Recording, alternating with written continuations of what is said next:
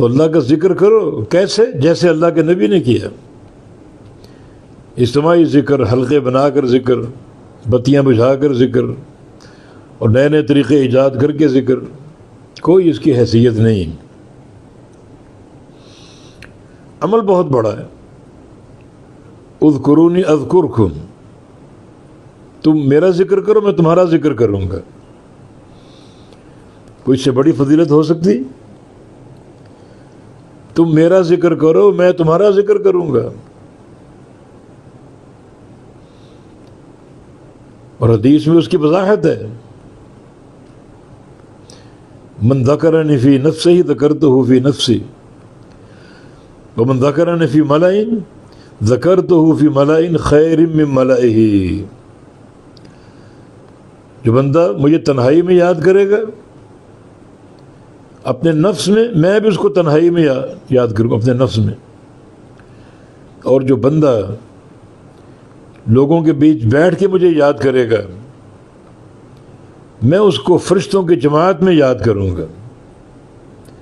لوگوں کے بیچ بیٹھ کے یاد کرنے کا معنی وہ اجتماعی حلقے نہیں ہیں، بلکہ اس کی صورت یہ ہے کہ اذان ہو گئی، مسجد میں سارے پہنچ گئے، جماعت میں بھی وقت ہے، سب لوگ بیٹھے ہیں جماعت کے انتظار میں، اللہ کا ذکر کر رہے ہیں، کوئی قرآن پڑھ رہا ہے، کوئی تسبیحات کر رہا ہے، کوئی سبحان اللہ والحمدللہ پڑھ رہا ہے، اللہ کا ذکر ہو رہا ہے۔ یہ ذکر جماعت کے اندر ہے۔ اس کا یہ معنی نہیں کہ حلقے بنا کر اجتماعی ذکر کیا اور کروایا جائے۔ تو اللہ فرما رہا ہے کہ جو جماعت میں مجھے یاد کرے گا میں اس کو فرشتوں کی جماعت میں یاد کروں گا۔ اگر تم میرے پاس چل کر آؤ گے ایک بالشت، میں 2 بالشت آؤں گا۔ اگر تم ایک ہاتھ آگے بڑھو گے میں 2 ہاتھ آگے بڑھوں گا۔ اگر تم چل کے آؤ گے میں دوڑ کے آؤں گا۔ اتنا یہ ذکر کی فضیلت ہے۔ ایک حدیث میں رسول اللہ صلی اللہ علیہ وسلم کا فرمان ہے، الا اخبرکم بخیر اعمالکم، تمہیں بتاؤں تمہارا سب سے بہترین عمل کون سا ہے؟ وازکا عند ملیککم، اور تمہارے مالک اور خالق کے نزدیک سب سے پاکیزہ عمل کون سا ہے؟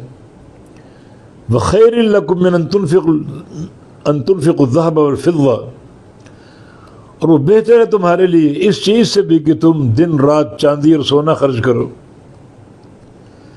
وخیر لکم من ان تقاتلوا عدوکم، اور بہتر ہے اس لحاظ سے بھی کہ تم دشمن سے قتال کرو، لڑائی کرو۔ فتضربوا اعناقهم، تم ان کی گردنوں پر وار کرو، یضربوا اعناقکم، تمہاری گردنوں پر وار کرے، اس سے بھی بہتر۔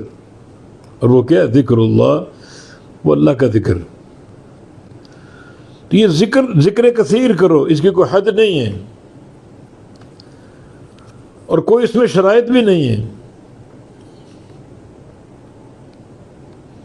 وضو ہو تو کر لو، وضو نہ ہو تو کر لو، مسجد ہو تو کر لو، گھر بازار ہو جہاں مرضی ہو کر لو، قبلہ سامنے ہے تو کر لو، نہیں ہے تو کر لو۔ حتیٰ کہ ناپاکی ہے، جنابت کا عرض ہے، یہ عورت کو حیض کا عرض ہے، غسل کی حاجت، لیکن جنابت اور حیض کے عارضے میں بھی اللہ کا ذکر کر سکتے۔ ذکر کثیر۔